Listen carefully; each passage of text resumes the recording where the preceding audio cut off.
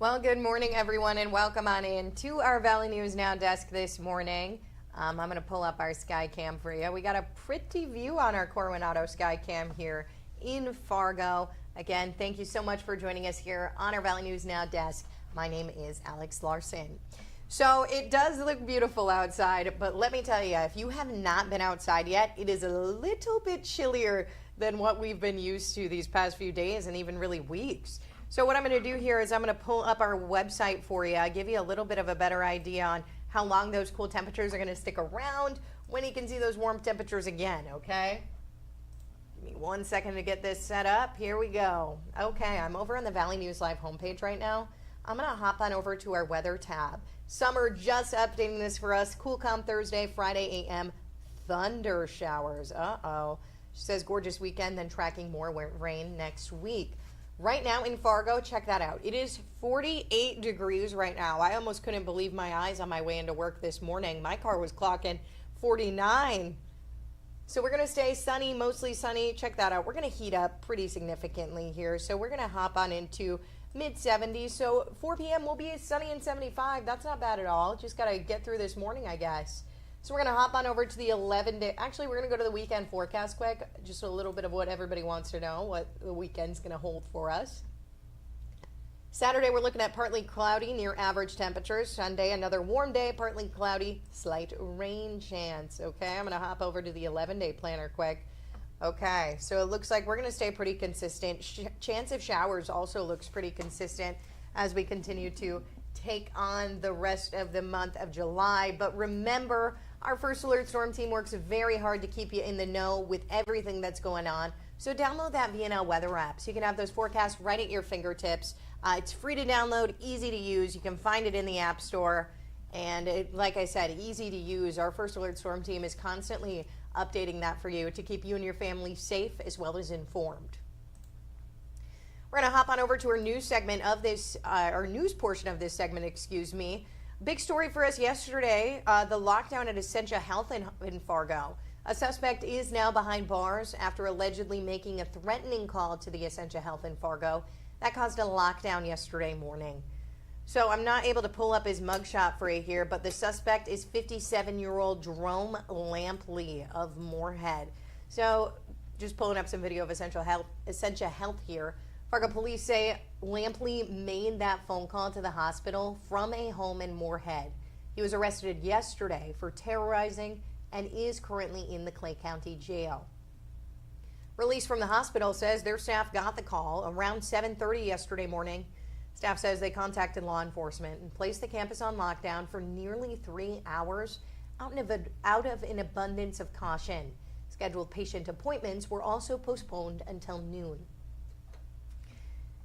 And we got an update for you 1 year after a man was found stabbed to death in a West Fargo apartment. We now have some answers.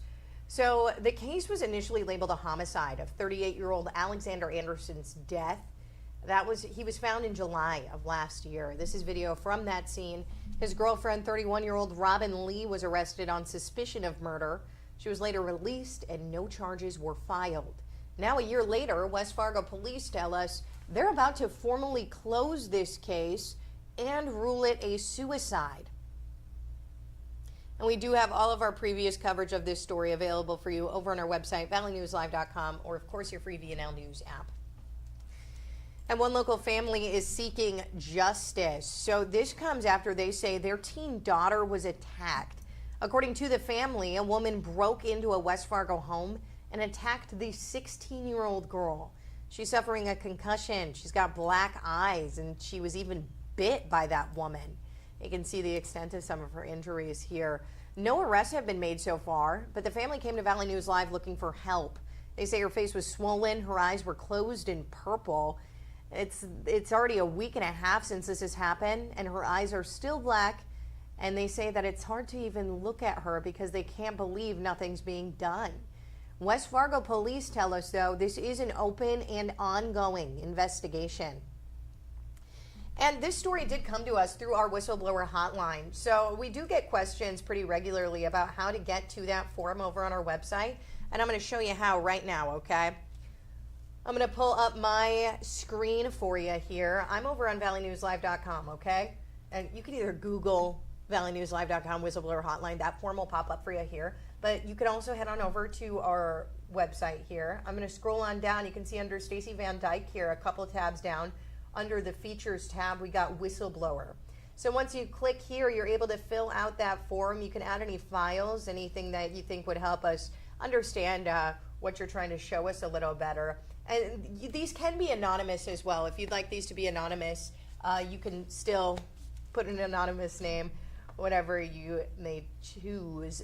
But we'd hope to get in contact with you to just get a little bit of a better understanding about what's going on.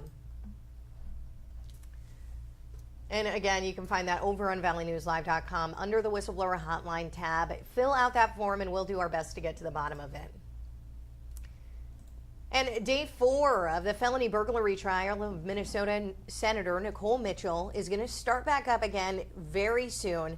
So Senator Mitchell is facing charges of felony first-degree burglary and possession of burglary or theft tools for the alleged break-in at her stepmother's Detroit Lakes home in April of last year. Day 3 saw several witnesses take the stand. And Valley News Team's Duke Schindler has more on yesterday's developments. Let's take a listen.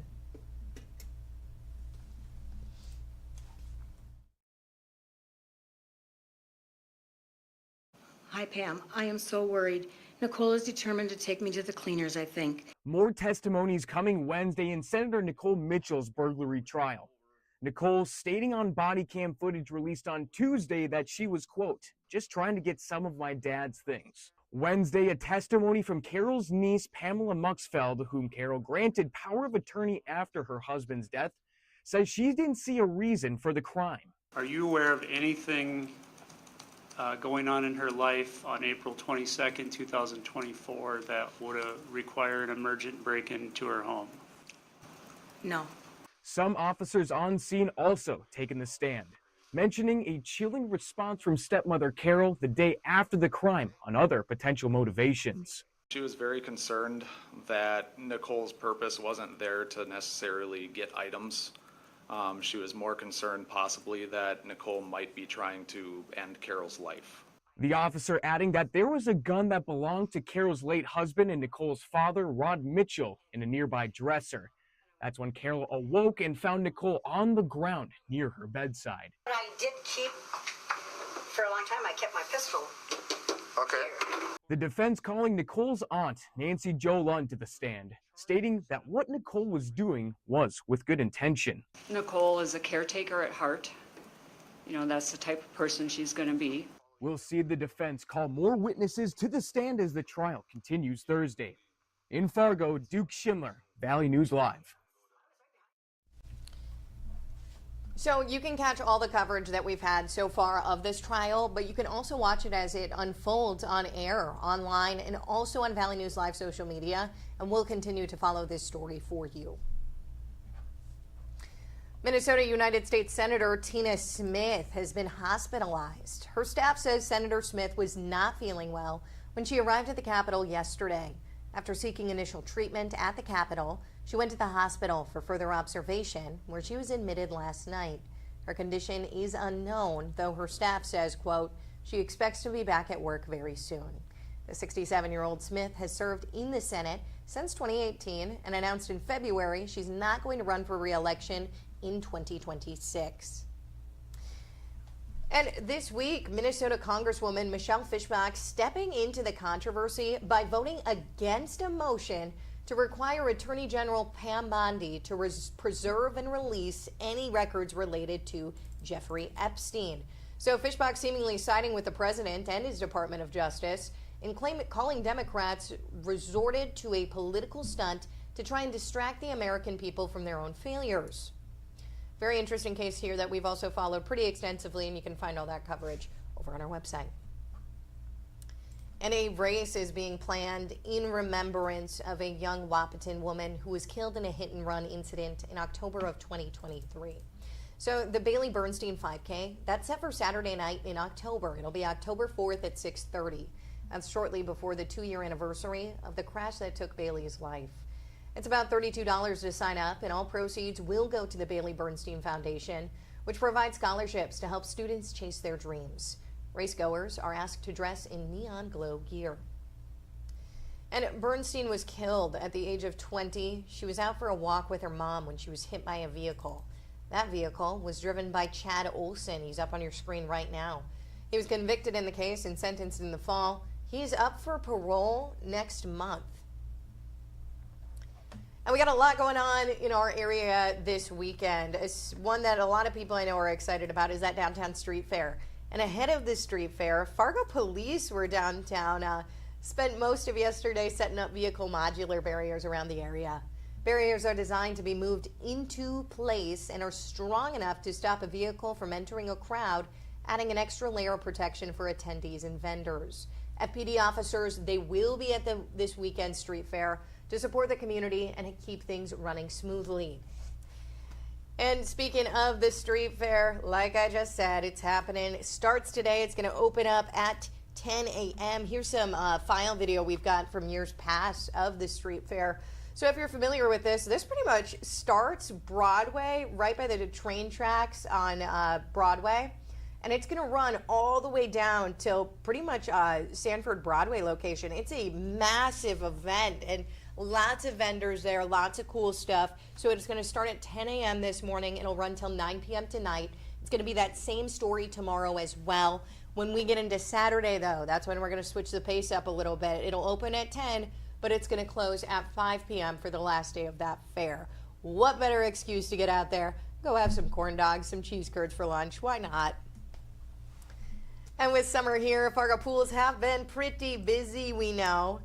Those with the Fargo Park District say despite the new Island Park pool being open, attendance is about 90% at the others in town. 90% still. That's pretty big.